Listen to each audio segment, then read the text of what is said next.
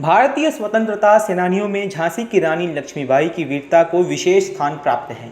18 जून को रानी लक्ष्मीबाई बलिदान दिवस के रूप देश उनकी पुण्यतिथि पर उन्हें याद करता है। आज ही के दिन वो शहीद हुई थी। अपने जीवन की अंतिम लड़ाई में रानी ने ऐसी वीरता दिखाई कि अंग्रेज तक उनके कायल हो गए। उनकी शहादत को लेकर कई मत हैं, जिसमें उनकी मृत्यु के तारीख से लेकर तरीके तक मतभेद हैं, लेकिन इस बात पर किसी तरह का विवाद नहीं है कि उन्होंने किस वीरता से अंग्रेज के दांत खट्टे किए और अंतिम सांस तक वो लड़ती रही। उस समय के गवर्नर जनरल लॉर्ड डलहौजी की नीति के तहत ईस्ट इंडिया कंपनी ने झांसी की रानी लक्ष्मीबाई को गोद लिए बालक को वारिस मानने से इनकार कर दिया था। रानी लक्ष्मीबाई ने इसे मानने से इनकार करते हुए अंग्रेजों को दो टूक जवाब दिया कि वे अपनी झांसी नहीं देंगी। अब अंग्रेजों और रानी लक्ष्मीबाई के बीच युद्ध निश्चित हो गया था, जिसके लिए रानी भी तैयार थी। रानी के विद्रोह को खत्म करने के लिए कैप्टन ह्यूरोज को जिम्मा दिया गया था। 23 मार्च 1898 को अंग्रेजों ने झांसी पर हमला किया और 3 अप्रैल तक जमकर युद्ध हुआ, जिसमें रानी को तात्या टोपे का साथ मिला। इस कारण से वह अंग्रेजों को झांसी में घुसने 13 दिन तक घुसने से रोकने में सफल रही। लेकिन 4 अप्रैल को अंग्रेजी सेना झांसी में घुस गई और रानी को झांसी छोड़ना पड़ा। बताया जाता है कि 24 घंटे में तकरीबन 93 मील की दूरी तय करने के बाद रानी लक्ष्मीबाई कालपी पहुंची, जहां उनकी मुलाकात नाना साहेब पेशवा, राव साहेब और तात्या टोपे से हुई।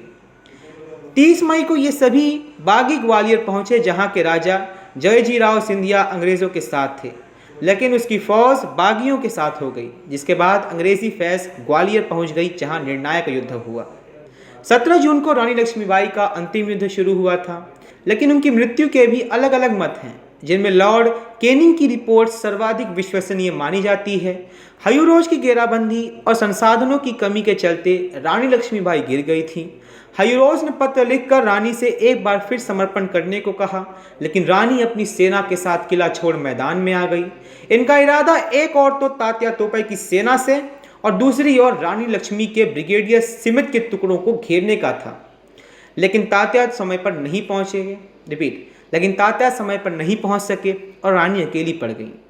कैनिंग की रिपोर्ट और अन्य सूत्रों के मुताबिक बताया जाता है कि रानी को लड़ते हुए गोली लग गई थी, जिसके बाद वे विश्वस्त सिपाहियों के साथ ग्वालियर शहर के मौजूद रामबाग तिराहे से नौजाग रोड पर आगे बढ़ते हुए स्वर्ण रेखा नदी की ओर बढ़ी।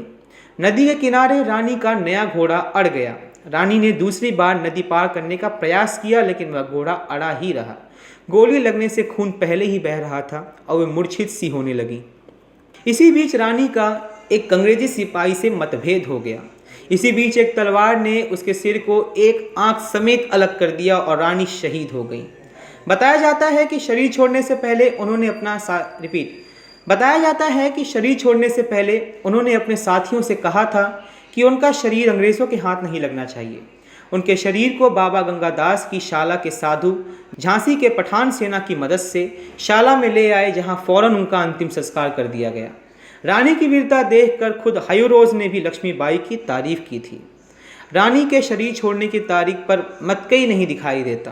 कहीं ये तारीख 17 जून बताई जाती है तो कहीं 18 जून।